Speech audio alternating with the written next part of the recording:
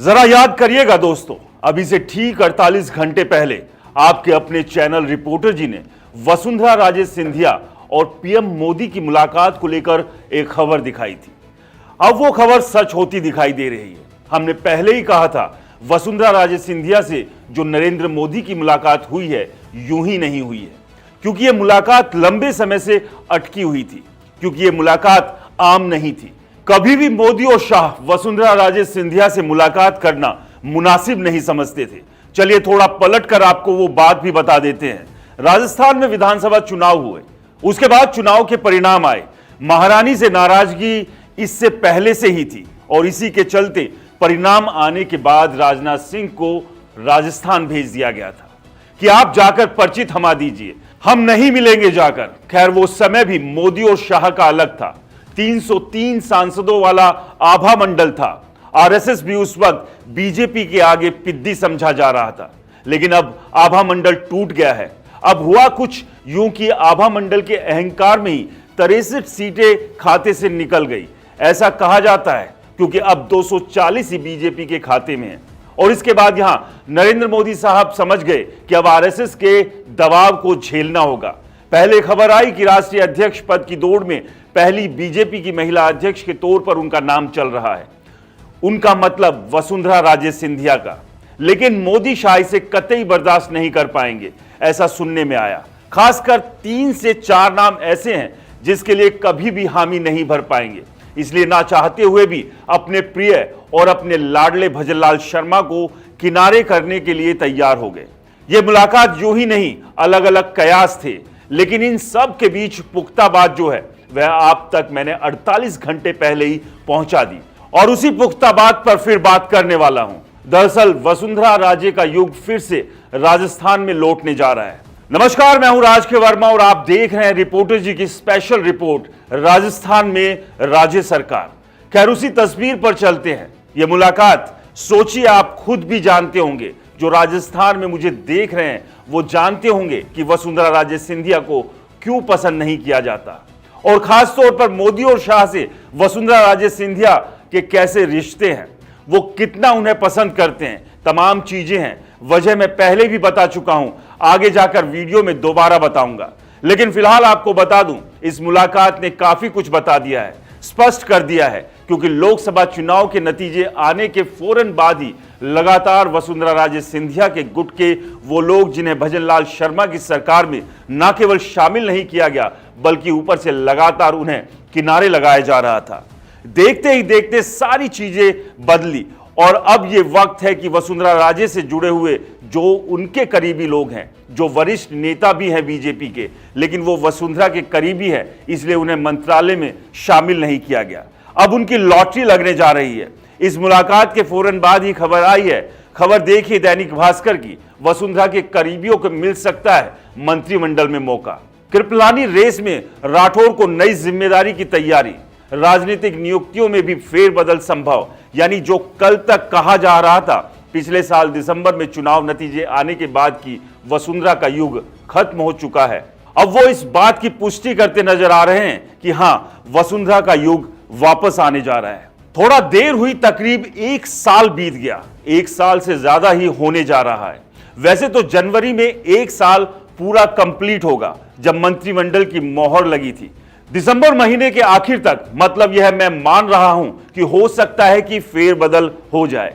काफी कुछ चीजें हैं, पहले खबर देखिए कि क्या कैसे कैसे किया जाना है। इसी में जो आगे नाम लिखे हुए हैं वो पहले पढ़िए। भजनलाल सरकार में मंत्रिमंडल विस्तार का इंतजार नए साल पर खत्म हो सकता है। खाली पड़े 6 मंत्री पदों को जल्द भरने की तैयारी है। भजनलाल शर्मा को बीजेपी प्रदेश अध्यक्ष मदन लाल के हाल ही में दिल्ली दौरे के बाद से इसकी हलचल तेज हुई है। इसके अलावा राजनीतिक नियुक्ति और पार्टी संगठन में बदलाव कर कई नेताओं को एडजस्ट किया जाएगा। दरअसल एक मुलाकात वसुंधरा से पहले भजनलाल शर्मा की हो गई थी। दिल्ली दरबार पहुंचे थे और दिल्ली पहुंचकर उनको लिस्ट थमा दी गई थी। काफी देर भी हो गई, चीजें भी बदली है, तो मुख्यमंत्री पद तो जाएगा, लेकिन उससे पहले वो चाहते हैं कि स्टेप बाय स्टेप इन सब चीजों को क्लियर किया जाए। सबको पता है कि मदन लाल राठौर जो प्रदेश अध्यक्ष बनाए गए हैं वो वसुंधरा राजे सिंधिया के करीबी है। लेकिन इससे पहले जो रहे वो इतने करीबी नहीं थे और लगातार वो बयान वसुंधरा के लिए प्रत्यक्ष तौर पर देते रहते थे। अब मदन राठौर जब से प्रदेश अध्यक्ष बने हैं उनके बाद काफी चीजें बदलनी शुरू हो गई है। मैंने कहा ना, लोकसभा चुनाव के नतीजों ने करारा झटका मोदी शाह को दिया है। अब आरएसएस उन पर हावी है और ऐसे में पर्ची वाले मुख्यमंत्री के तौर पर ज्यादा दिन राजस्थान में भजनलाल नहीं रह पाएंगे, ये बात स्पष्ट हो गई है। वो मुलाकात, वो चेहरे पर मुस्कान आप समझ ही गए थे। अब खबर यह है कि पहले इनके करीबियों को एडजस्ट किया जाएगा, फिर सलीके से कोई नई नैतिक जिम्मेदारी देकर भजनलाल शर्मा को साइडलाइन किया जाएगा। पहले खबर क्या है, पूर्व मुख्यमंत्री वसुंधरा राजे की सक्रियता को देखते हुए उनके करीबी नेताओं को कहीं ना कहीं जगह मिल सकती है। सीनियर नेता राजेंद्र राठौर को क्या जिम्मेदारी मिलेगी, इसे लेकर भी सभी की नजरें टिकी हुई है। सूत्रों की माने तो बीजेपी हाईकमान और प्रदेश नेतृत्व में अंदर खाने तेजी से काम चल रहा है। जनवरी से ही रिजल्ट देखने को मिल जाएंगे। दरअसल भारतीय जनता पार्टी के अंदर खाने काफी चीजें हैं लोकसभा चुनाव के बाद बदली है। वहां यह भी एक रिपोर्ट की गई है कि राजस्थान के अंदर बीजेपी का जो बेड़ा गर्क हुआ है वो केवल इस बात के लिए नहीं हुआ कि ठाकुर समाज उनसे नाराज था।